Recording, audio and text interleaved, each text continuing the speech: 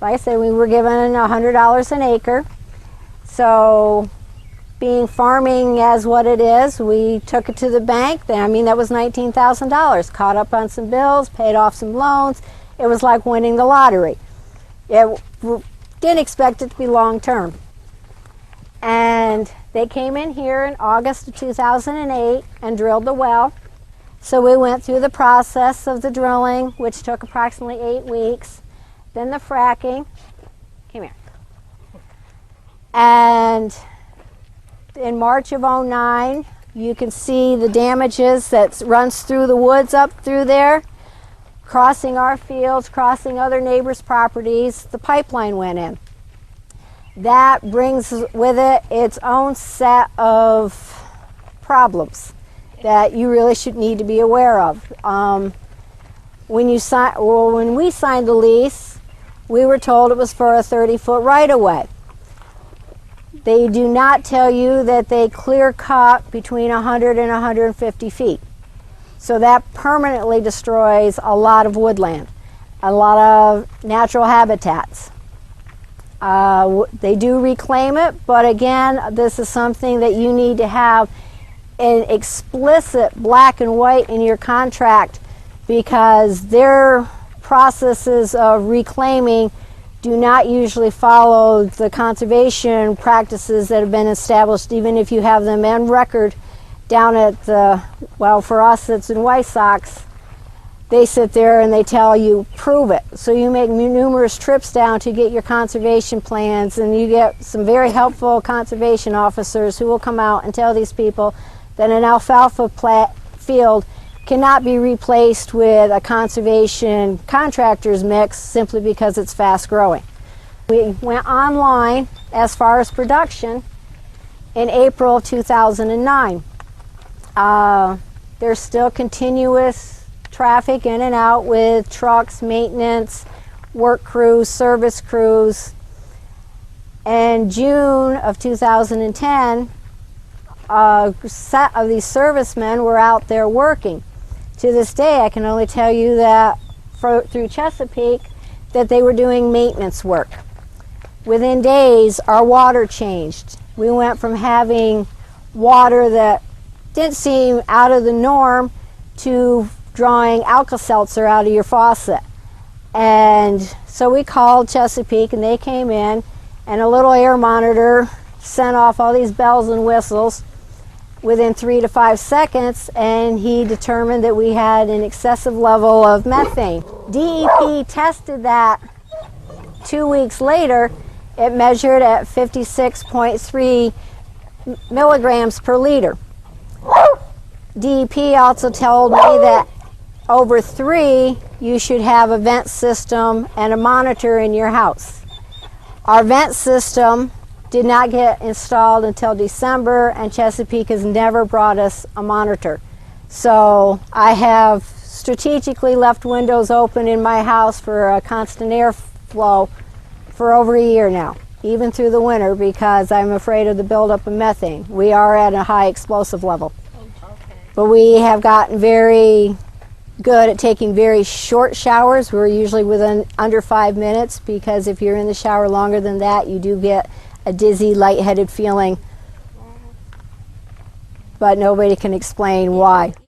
I can often hold a standard kitchen match to my water, and like I said, it is unpredictable, but the methane randomly travels with the water, and sometimes it will light quite spectacularly.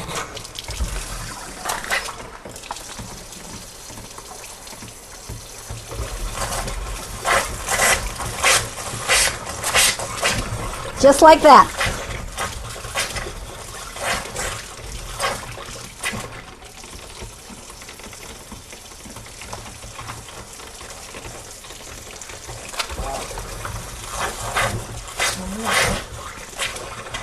There's natural occurring methane in the wells already. What do you have? What's your reply to a comment like that? My reply is that their post-fracking test, their own, the methane tested 0.01 milligrams per liter, and since July of 2010, it has tested as high as 64. milligrams.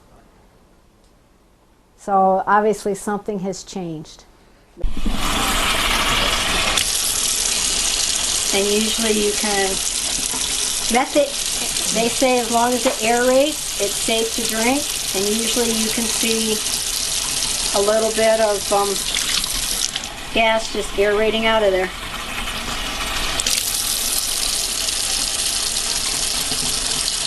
I don't know whether you can see it or not. Sometimes you have to hold it just right. Yep. My issue with Chesapeake right now is independent water tests have shown that there is other contaminants in my water, but DEP and Chesapeake only seem to be concerned with the high levels of methane. We discovered back in November, because at that point we were boarding my daughter-in-law's horses, the water won't freeze. So, but nobody has determined what chemical cocktail is the cause of it. A local water company brings me 25 of those blue 5-gallon jugs once a month. And because without admitting that they were at the cause for this, they did not feel it was necessary to provide water to any of my animals. So therefore, I no longer have any animals in the barn. What animals we do have, we have a herd of 18 beef animals that are in the pasture across the road, because that way they have access to a spring-fed source, because the methane does seem to be a migratory problem. But again, Chesapeake won't admit that they had anything to do with it. We used to have, you know, like I said, dairy animals. We had hogs. We had my daughter-in-law's horses, the cats and the dogs, and I don't let any of them drink the water. So you've got this compressor back there with an access road that's being used by the gas company almost a weekly basis? Oh, daily. Daily basis, and you didn't sign on for any of this? Well, when we agreed to the access road being here, we were all given the impression that they were temporary. Again, this is a term I've learned that the gas company uses very vaguely. Temporary for me is not temporary for them. They're very friendly because they want something from you. They want your property. And they are willing to bend over backwards and answer what appears to be any of your questions. And I'm here today to tell you that for every question you think they answer, there's probably 10 of them they didn't. If you're not satisfied with the answer they give you, please ask somebody else, because I won't say the gas company will lie to you, but I'll tell you they withhold information. And they're not as upfront as they appear to be. Pretty intense. Yeah. You probably can't see anything. Wow. I can see the red glare. Well, I'll put it back on black and white then. Yeah. I'd love to send a copy of that to my representatives.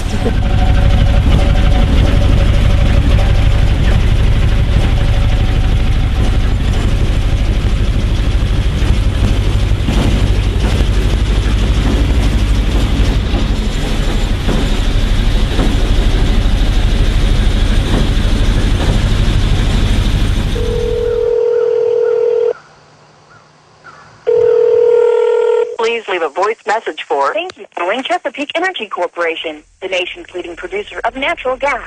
Yes, may I take a message? I'm looking to see if we could interview someone on the subject of natural gas extraction, hydraulic fracturing. One day I got a letter in the mail. It was from a natural gas company.